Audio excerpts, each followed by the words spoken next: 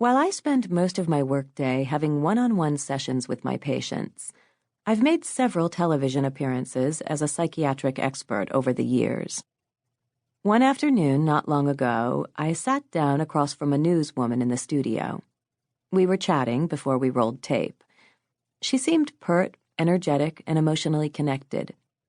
We hit it off immediately and were enjoying the hushed banter that ensues before taping. Then I noticed her fingernails were bitten down quite a bit.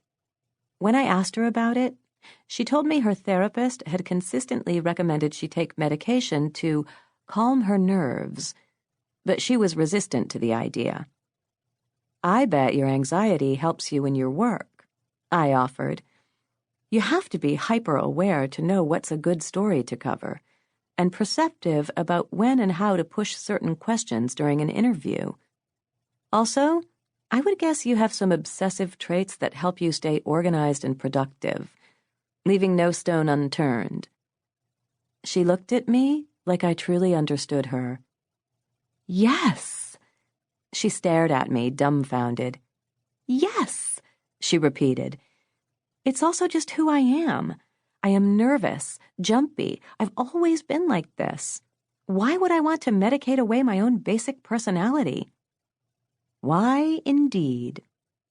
More women than ever before are taking psychiatric medications, creating a new normal that isn't normal at all.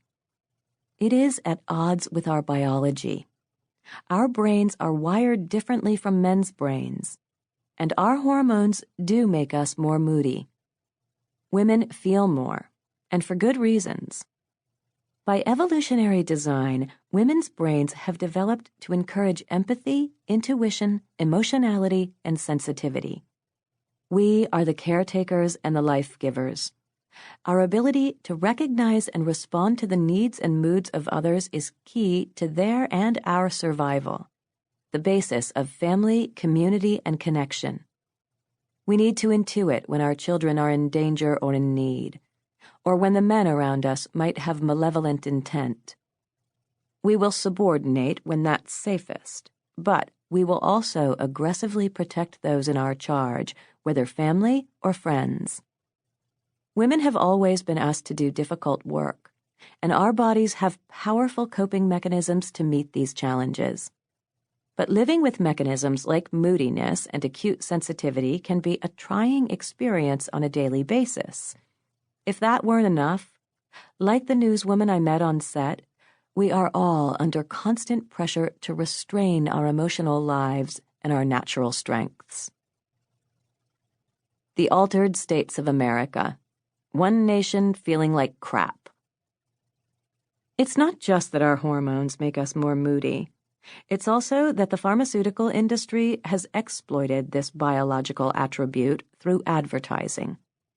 Antidepressants are overwhelmingly marketed to women, stigmatizing depression as a feminine illness, making men less likely to seek treatment, and giving women the go-ahead to take their daily dose so they can cook for their families and dote on their children. Ads for antidepressants and antipsychotics used to treat depression are commonplace in women's magazines like Good Housekeeping and Better Homes and Gardens, and on daytime talk shows. They typically feature pictures of women with sad faces, staring out the window, unable to play with their neglected, frowning children or text their friends. I wish I were kidding about this last one. The after picture for one antidepressant shows a woman now on meds, happily texting someone on her phone. Many ads now encourage a woman to ask her doctor to consider adding an antipsychotic into the mix after a mere 6-week trial of her antidepressant has failed. While the number of Americans on antidepressants has skyrocketed year after year, two big bumps are seen historically. The first was when direct-to-consumer advertising broadened in 1997, completely orchestrated by the big pharma lobbies. The other jump in sales came after 9/11, when pharmaceutical marketing homed in on women even more. That September, the women I saw in my office were acutely anxious, fearful for the safety of their Wall Street husbands or their children who were in downtown elementary schools near the attack. They were tense, twitchy, and unable to sleep.